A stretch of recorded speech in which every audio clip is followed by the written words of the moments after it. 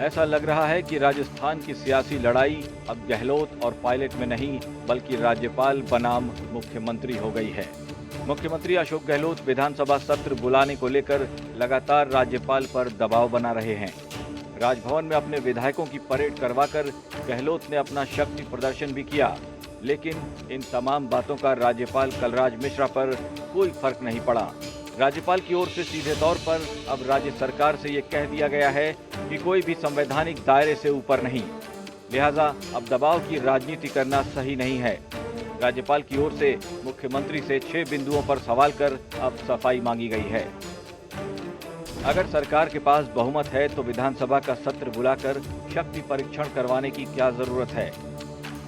Cabinet note में विधानसभा सत्र की कोई तारीख क्यों नहीं बताई गई? सरकार की ओर से सत्र बुलाने की बात क्यों नहीं लिखी गई? सत्र बुलाने के लिए सामान्य परिस्थितियों में 21 दिन का नोटिस देना जरूरी होता है। सभी विधायकों की स्वतंत्रता और उनके कहीं भी आने जाने की आजादी सुनिश्चित की जाए।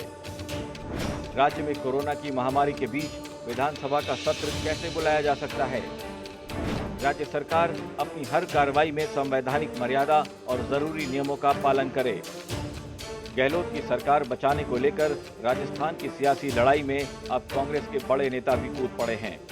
वो राज्यपाल से सवाल पूछ रहे हैं कि आखिर सत्र चलाने की परमिशन देने में दिक्कत क्यों आ रही है।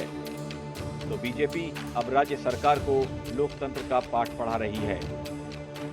बड़ी अचंभे की बात है कि इस कैबिनेट सिस्टम में जब भी सरकार आग्रह करे कि सेशन की शुरुआत होनी चाहिए तो उसमें गवर्नर साहब को कोई देरी नहीं करनी चाहिए। ये संविधान की बात है, संविधान की मर्यादा की बात है। इसमें सुप्रीम कोर्ट के निर्णय भी हैं। राजभवन का घेराव करेगी, फिर आप उसका दोष हमें मत दीजिएगा। मुझे लगता है कि ये लोकतंत्र की बार बार दुहाई देने वाले, अपने आप को गांधीवादी कहने वाले लोग व्यक्ति को इस बात के ऐसा कहना शोभा नहीं देता। किसी भी संवैधानिक पद की अपनी मर्यादा है, उस मर्यादा को बनाए रखते हुए आचरण करने की जिम्मेदारी हम सब की है। राजस्थान हाईकोर्ट के फैसले ने मुख्यमंत्री अशोक गहलोत की मुश्किलें बढ़ा दी हैं। हाईकोर्ट ने स्पीकर सीपी जोशी के नोटिस पर स्टे लगा दिया है।